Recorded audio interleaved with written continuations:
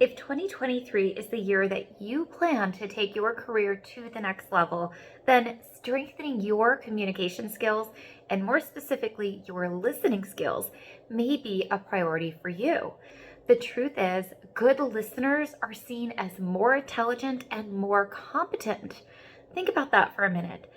Simply being a better listener is going to convey to others that maybe you're smarter, more capable, and more able to take a position of higher responsibility. So, if this is something you'd like to work on, if you want to become a better listener, then hang out with me today. I'm going to quickly go over a simple framework for improving your active listening skills. And I call it simply the ABCs of active listening. So, let's just go ahead and get started. The first step is A of the ABCs, and that is to acknowledge. Acknowledging is an incredibly important part of active listening because it lets the other person know that you are actually hearing what they have to say. Now, there are two really simple ways that you can acknowledge others when you are in a conversation and listening to what they have to say. The first way is reflection. Now, reflection for some people can sound a lot like they're parroting back what somebody else is saying, that they're just simply repeating back what someone else is saying.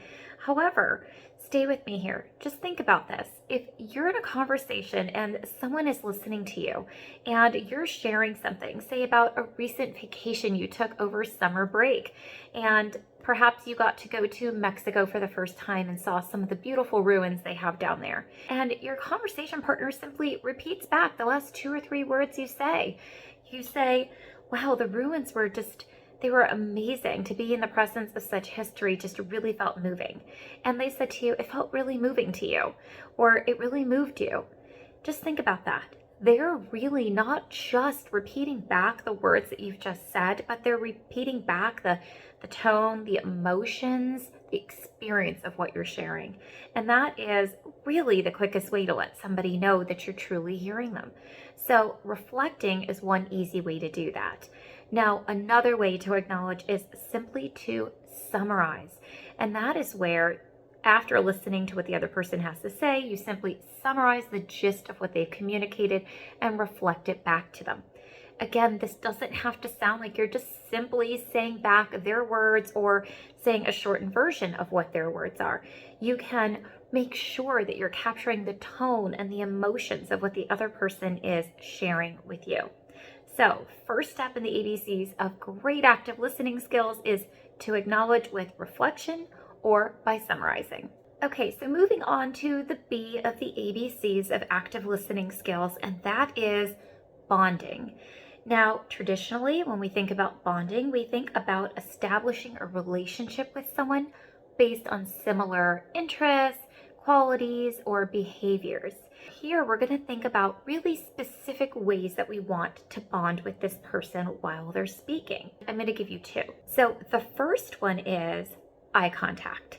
Now, I can't emphasize this enough. You do not have to maintain consistent eye contact the whole time somebody is speaking, but you do need to have frequent enough eye contact that they know you're attending to what they have to say. Now, here's an interesting thing with eye contact. You can strive to make great eye contact with another person simply by trying to maintain focus on their face and more specifically their eyes as much as possible. Now, you can look away, you could look down or blink here and there. That's okay. It's really not going to take away from the experience they have of you making eye contact. You don't have to be persistent and consistent the entire time the person is talking. But if you could say, maybe aim for 80% of the time of looking at the person's eyes, they are going to feel like you're really attending to them. They're going to feel like you're paying attention. Now, here's a really interesting thing.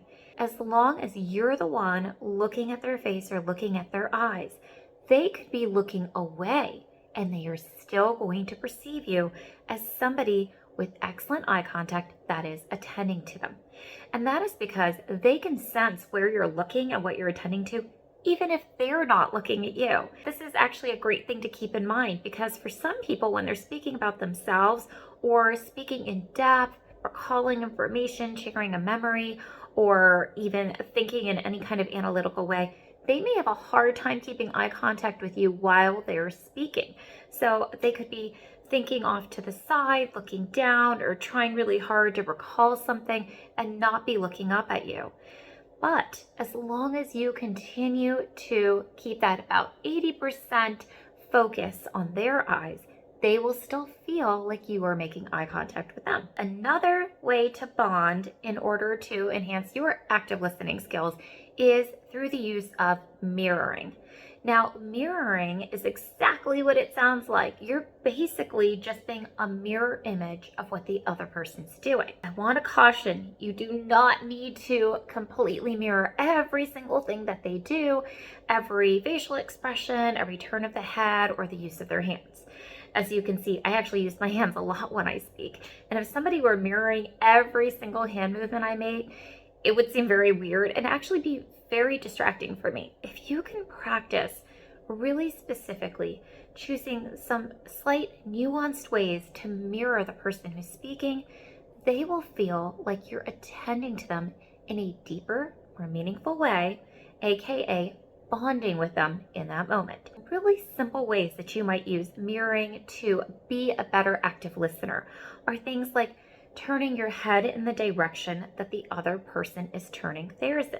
Now, again, this is a mirroring. So if they're turning it to the right, you'd be turning it to the left. And if they're turning their head to the left, you'd be turning your head to the right.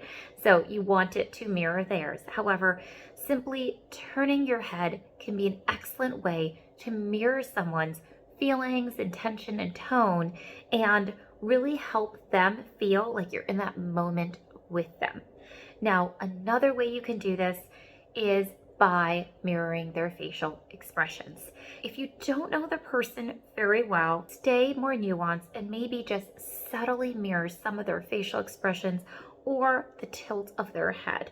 However, if you know this person pretty well, or there's simply a highly expressive speaker that you already feel pretty comfortable with, you may be able to go a step further and be a little bit more expressive and dramatic in mirroring their facial expressions.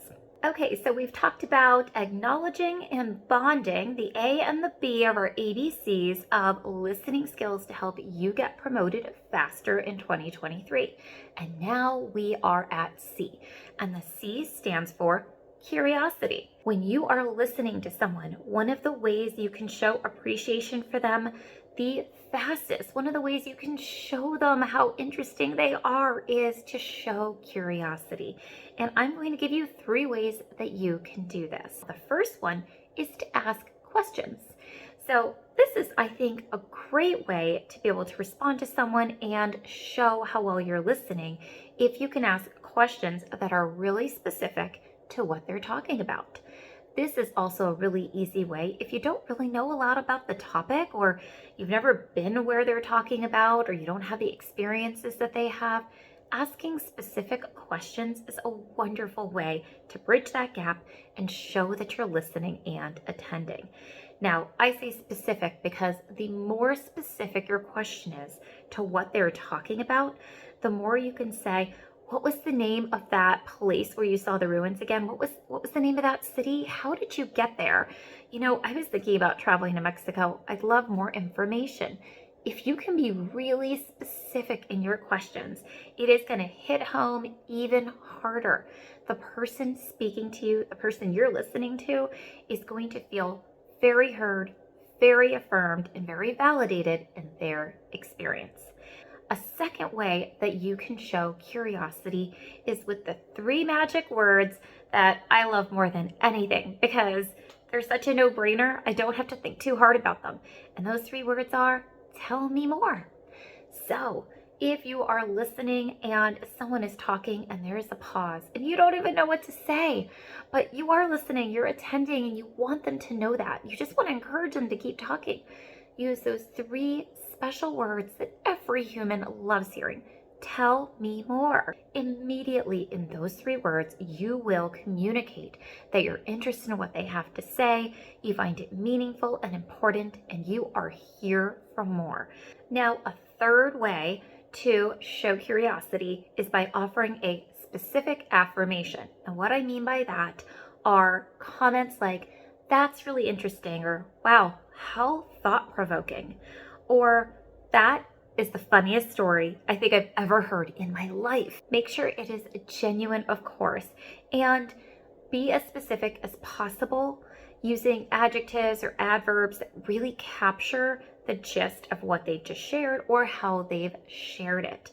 That way, it has the most impact, and the person knows that you're not just offering some fluff, you're not just trying to impress them or sing their praises or make them feel good about themselves, but that you're actually giving them really specific feedback about the conversation, about the information they've shared. Okay, now we've covered the ABCs for listening skills to help you get promoted in 2023.